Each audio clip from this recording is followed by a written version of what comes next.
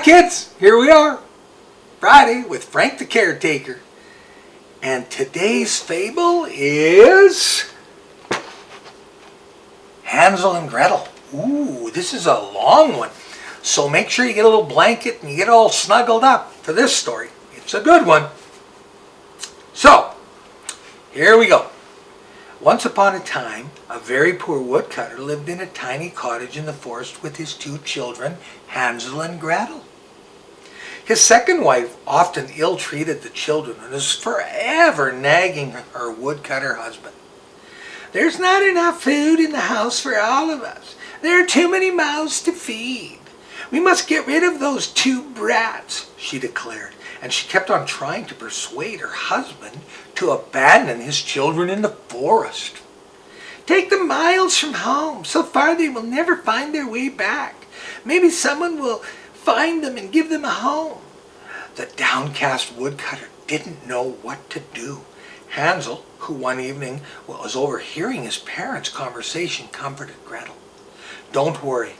If they ever do leave us in the forest, we'll find our way home," he said, and he slipped out of the house and filled his pockets with white little pebbles. Then he went back to bed. All night long the woodcutter and the wife harped on and on at each other. And in the morning, he led Hansel and Gretel out into the forest. Hansel dropped a little white pebble here and there on the mossy green ground. At a certain point, the two children found they were really alone. The woodcutter had plucked up enough courage to desert them and mumbled an excuse, and he was gone. Night fell, and the woodcutter did not return. Gretel began to sob bitterly. Hansel too felt scared, but he tried to hide his feelings and comfort his sister. "Don't cry, trust me. I swear I'll take you home even if Father doesn't come back for us."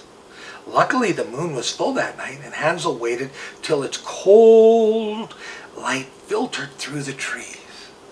"Now give me your hand," he said. "We'll get home safely." You see, the tiny white pebbles gleamed in the moonlight, and the children found their way home. They crept through the half-open window, and without waking their parents, cold, tired, and thankful to be home, they slipped into bed. Next day, when the stepmother discovered Hansel and Gretel had returned, she went into a rage. Stifling her anger in front of the children, she locked her bedroom door, reapproaching her husband and failing to carry out her orders. The weak woodcutter protested, torn as he was between shame and fear of disobeying his cruel wife and leaving his children in the forest. The wicked stepmother kept Hansel and Gretel under lock and key all day, with nothing for supper but a sip of water and some hard bread. All night the husband and wife quarreled, and when dawn came, the woodcutter let the children out into the forest. Hansel, however, had not eaten his bread, and as he walked, he left crumbs as he walked along. But the little boy had forgotten about the hungry birds that lived in the forest. When they saw him, they flew along behind, and in no time at all had eaten all the crumbs. Again, with a lame excuse, the woodcutter left his two children by themselves. "I've left a trail like last time," Hansel whispered to Gretel consolingly. But when night fell, to their horror, all the crumbs were gone. "I'm frightened," wept Hansel. "I'm frightened too," said Gretel. "I'm cold and I'm hungry and I want to go home." "Don't be afraid. I'm here to look after you," Hansel tried to encourage his sister. But he too shivered when he glimpsed at the frightening shadows and the evil eyes that were all around him in the darkness. All night the two children huddled together for warmth at the foot of a large tree. When dawn broke, they started to wander about the forest, seeing a path. But all hope soon faded. They were well and truly lost. On they walked and walked, till suddenly they came across a strange cottage in the middle of a glade. "This is chocolate," gasped Hansel, as he broke a lump of plaster from the wall. "And this is icing," exclaimed Gretel, putting another piece of wall in her mouth. Starving but delighted, the children began to eat the pieces of candy broken off the cottage. "Isn't this delicious?" said Gretel, with her mouth full. She had never tasted anything so nice. We'll stay here, Hansel declared, munching a bit of nougat. Then they were just about to break off a piece of biscuit from the door when quietly it swung open.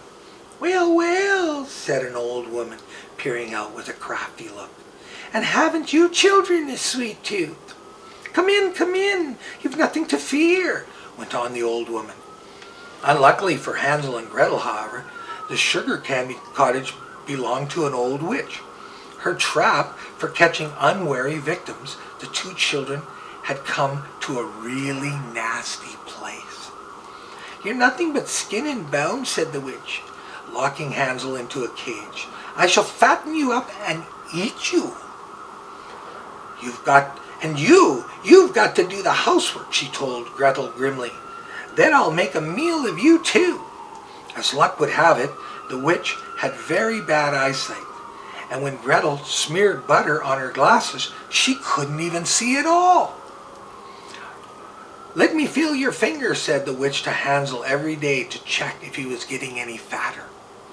Now Gretel had brought her brother a chicken bone, and when the witch went to touch his finger, Hansel held out the bone. "You're still too thin," she complained. "When will you become plump?" One day the witch grew tired of waiting. "Light the oven," she told Gretel. "We're going to have a tasty roasted boy today." A little later, hungry and impatient, she went on, "Run and see if the oven is hot enough." Gretel returned whimpering, "I can't tell if it's hot enough." Angrily, the witch screamed at the little girl, "Useless child! All right, I'll see for myself." But when the witch bent over to peer inside the oven and check the heat, Gretel gave her a tremendous push and slammed the oven door behind her. The witch had come to a fit and proper end. Gretel ran to set her brother free, and they made quite sure that the oven door was fully shut behind the witch. Indeed, just to be on the safe side, they fastened it firmly with a large lock. Then they stayed for several days to eat some more of the house, till they discovered amongst the witch's belongings a huge chocolate egg. Inside was a casket of gold coins. "The witch is now burnt to a cinder," said Hansel, "so we'll take the treasure with us." They filled a large basket with food and set off into the forest in search of their way home. This time luck was on their side, and on the second day they saw their father coming out of a house towards them, weeping. "Your stepmother is dead. Come home with me now, my dear children." The two children hugged the woodcutter. "Promise you'll never ever desert us again," said Gretel, throwing her arms around her father's neck. Hansel opened the casket. "Look, father, we're rich now, and you'll never have to chop wood again." And they all lived happily ever after. So what's the moral of this story? The moral of this story is that evil people and mean people are not successful in life. Bad things will happen to bad people. So, if you're going to be anyone in your life, be a good person. Be kind, be caring, and take care of your brothers and sisters and your mom and dad. Okay? So, until next Friday, have a great day, keep smiling, and bye-bye.